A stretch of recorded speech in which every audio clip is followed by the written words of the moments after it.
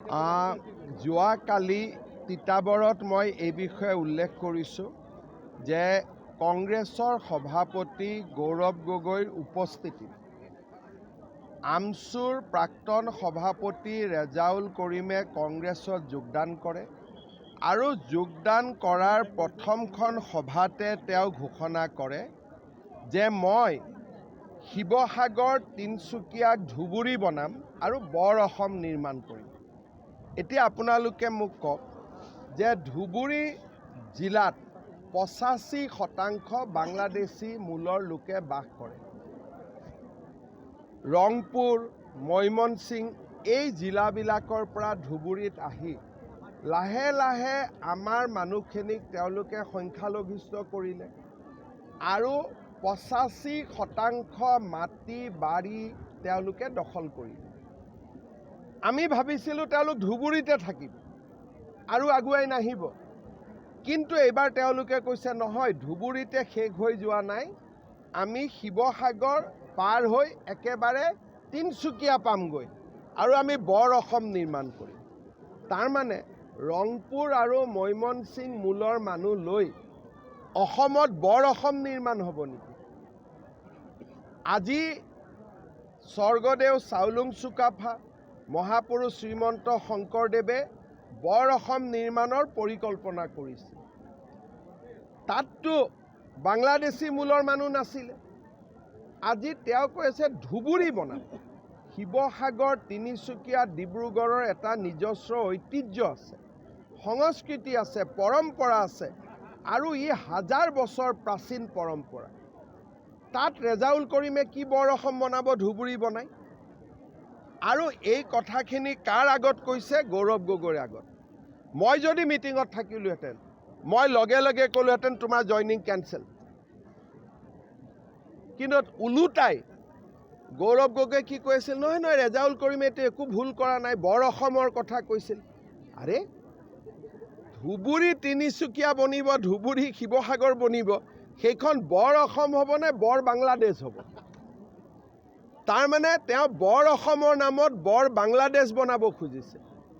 সেইকাৰণে গৌৰৱ গগৈৰ কথা, পাকিস্তানৰ কথা মানুহে গৌৰৱ গগৈক যে বেয়া পায়, এইটো কথাৰ কাৰণে বেয়া পায়, কাৰণ তেওঁৰ ছফ্ট কৰ্ণাৰটো সদায় মিয়া মুছলিমৰ লগতে আছে, আমাৰ অসমীয়া মানুহৰ লগত নাই। মই আশা কৰিম কংগ্ৰেছৰ বাকী মানুহবিলাকে ৰেজাউল কৰিমক গতিয়াই উলিয়াই দিব কংগ্ৰেছৰ পৰা। কি শিৱসাগৰক তেওঁ ধুবুৰী বনাব খুজিছে? ধুবুৰী মানুহে গ'লে মোৰ ওচৰত কান্দে যে আপোনালোকে জানি আচৰিত হ'ব যে ঈদৰ সময়ত মই ধুবুৰীত গৈ পাব লাগে, নহ'লে গৰুৰ মাংস মানুহৰ ঘৰে ঘৰে পেলাই দিয়ে। এইবাৰো আপোনালোকে জানিছে যে ঈদৰ সময়ত 55,000 কেজি, 100 কেজি বা 1000 কেজি, মোৰ ভুল হ'ব পাৰে, গৰুৰ মাংস অকল ধুবুৰী চহৰতে তেওঁলোকে কিনিছে, খাইছে, য'ত নেকি হিন্দু মেজৰিটি। মানুহে কান্দিছে, মই গৈ ধুবুৰীত শ্বুট এণ্ড চাইট অৰ্ডাৰ দিবলগীয়া হৈছে।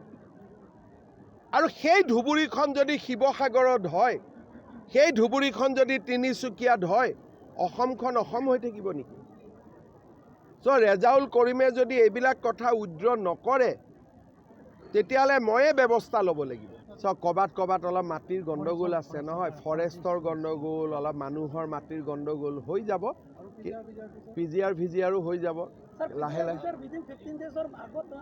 আমি না আমাৰ মেইন কথাটো আছিল যে আমি হাইকোৰ্টত এফিডেভিট দিম। কাউন্সিলে অলৰেডি এফিডেভিট দি দিলে। এফিডেভিটৰ কপিও আপোনালোকে CMৰ পৰা লৈ ল'ব। আমি যেনেকৈ প্ৰতিশ্ৰুতি দিছিলোঁ যে 5 তাৰিখৰ ভিতৰত আমি এফিডেভিট দি দিম, আমি এফিডেভিট দিলোঁ, আপোনালোকে কপি CMৰ পৰা লৈ ল'ব। হা বাবা, এইটো হাইকোৰ্টত এতিয়া আমি পিটিশ্যন দিছোঁ, হাইকোৰ্টক আমি এপ্লাই কৰিছোঁ যে জানুৱাৰীৰ ভিতৰতে যাতে শুনানি হৈ যায়। আৰু কিন্তু VGR PGR যিবিলাক গভৰ্ণমেণ্ট অফিচ আছে সেইবিলাক আমি চব উইথড্ৰ কৰি দিম। এতিয়া মই 14 তাৰিখে ডিফুত আহিম, কাউন্সিলৰ লগত আলোচনা কৰি যি কাম কৰিব লাগে আমি কৰি ল'ম।